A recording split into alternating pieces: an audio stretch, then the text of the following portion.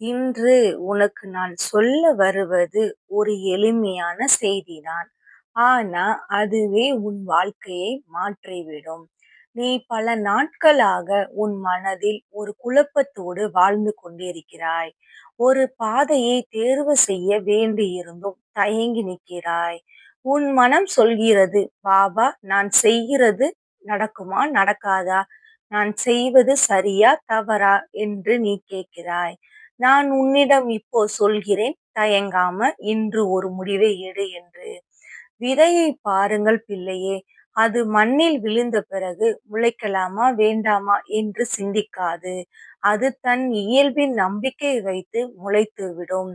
அதே மாதிரி உன் கனவும், உன் ஆசையும், உன் சிந்தனையும் அவற்றை சந்தேகப்படாமல் செயலாக்க வேண்டும். சந்தேகப்பட்டிருந்தால் என்ன ஆகும்? அந்த விதை முளைக்காமல் அழிந்து போவதைப் போல உன் வாய்ப்புகளும் அழிந்துவிடும். எனவே நான் உன்னிடம் சொல்கிறேன், உனக்கு வந்த நல்ல சிந்தனைகளை வீணாக்காதே என் பிள்ளையே. நான் உன்னோடு இருக்கிறேன்.